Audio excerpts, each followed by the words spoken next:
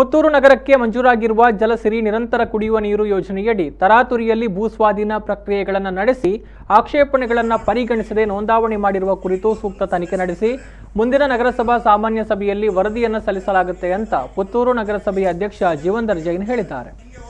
ನಗರಸಭೆ ಅಧ್ಯಕ್ಷ ಜೀವಂದರ್ ಜೈನ್ ಅಧ್ಯಕ್ಷತೆಯಲ್ಲಿ ಬುಧವಾರ ನಡೆದ ಪುತ್ತೂರು ನಗರಸಭೆಯ ಸಾಮಾನ್ಯ ಸಭೆಯಲ್ಲಿ ಜಲಸಿರಿ ಯೋಜನೆಯ ಬಗ್ಗೆ ಪ್ರಸ್ತಾಪಿಸಿದ ಸದಸ್ಯ ಭಾಮಿ ಅಶೋಕ್ ಶೆಣೈ, ನಗರಸಭೆ ವ್ಯಾಪ್ತಿಯ ಸೀಟುಗುಡ್ಡೆ ಎಂಬಲ್ಲಿ ಜಲಸಂಗ್ರಹಗಾರ ನಿರ್ಮಾಣ ಯೋಜನೆಗೆ ಜಮೀನು ಖರೀದಿಸುವ ಪ್ರಕ್ರಿಯೆಯಲ್ಲಿ ಸಾಕಷ್ಟು ಅವ್ಯವಹಾರ ನಡೆದಿದೆ.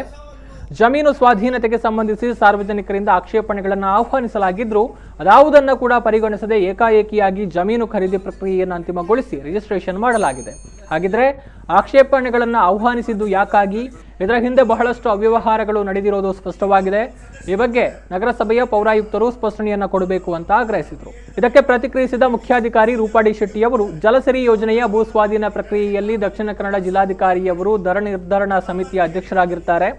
ಅಕ್ಟೋಬರ್ 21ರಂದು ಜಿಲ್ಲಾಧಿಕಾರಿ ಅಧ್ಯಕ್ಷತೆಯಲ್ಲಿ ಅಸಿಸ್ಟೆಂಟ್ ಕಮಿಷನರ್ ಸದಸ್ಯ ಕಾರ್ಯದರ್ಶಿ ಅವರ ನೇತೃತ್ವದಲ್ಲಿ ದರ ನಿರ್ಧರಣಾ ಸಮಿತಿಯ ಸಭೆ ನಡೆದಿದ್ದು, ಇಲ್ಲಿ ದರ ನಿರ್ಧಾರ ಮಾಡಲಾಗಿತ್ತು. ಇಲ್ಲಿ 1 ಎಕರೆಗೆ 3 ಕೋಟಿ ಪಾವತಿಸಲು ನಿರ್ಧಾರ ಮಾಡಲಾಗಿತ್ತು. ಇದಾದ ಬಳಿಕ ನವೆಂಬರ್ 15ರಂದು ಈ ಕುರಿತು ಆಕ್ಷೇಪಣೆ ಸಲ್ಲಿಸಲು ಸಾರ್ವಜನಿಕ ಪ್ರಕಟಣೆ ನೀಡಲಾಗಿತ್ತು. ಇದರಲ್ಲಿ ಆಕ್ಷೇಪಣೆ ಸಲ್ಲಿಸಲು 1 ತಿಂಗಳ ಕಾಲಾವಕಾಶ ಇದೆ ಅಂತ ತಿಳಿಸಲಾಗಿತ್ತು. ಆದರೆ ಆಕ್ಷೇಪಣೆ ಸಲ್ಲಿಕೆಗೆ ಕಾಲಾವಧಿ ದರ ನಿರ್ಧರಣಾ ಸಮಿತಿಯ ಸಭೆಯ ದಿನಾಂಕದಿಂದಲೇ ಅನ್ವಯವಾಗುತ್ತದೆ. ಹೀಗಾಗಿ ಬಳಿಕದ ದೂರು ಆಕ್ಷೇಪಣೆಗಳನ್ನು ಪರಿಗಣಿಸಲಾಗಿಲ್ಲ ಅಂತ ಹೇಳಿದರು.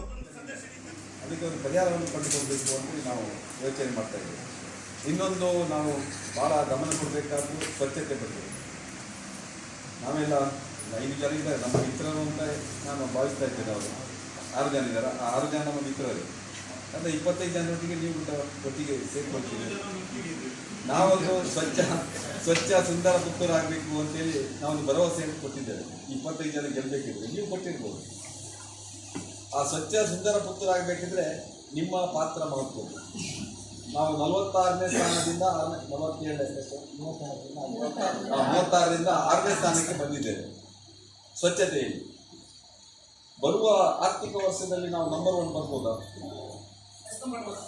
ಅದು ನಮ್ಮ ಕಡೆಯಿಂದ ಆಗಬೇಕು ಅಂತೇಳಿ ನನ್ನ ವಾರ್ಡ್ ಸ್ವಚ್ಛ ಒಂದು ವಾರ್ಡ್ 100ಕ್ಕೆ 100 100% ನಾನು ಆ ಕಸ ವಿಲೇವಾರಿ ಬಗ್ಗೆ ನಾನು ಕಾನ್ಸಂಟ್ರೇಟ್ ಕೊಡ್ತೇನೆ. ನಾನು ಗಮನ ಕೊಟ್ಟು ನಾನು ಅದನ್ನು ನಿಗಾವಹಿಸಿ ಒಂದು ಮಾದರಿ ವಾರ್ಡ್ ಆಗಿ ಮಾಡ್ತೇನೆ ಅಂತೇಳಿ ತಾವು ತೀರ್ಮಾನ ತಗೊಂಡ್ರೆ ಹೊಸದು ನಂಬರ್ 1 ಪುರಸಭೆ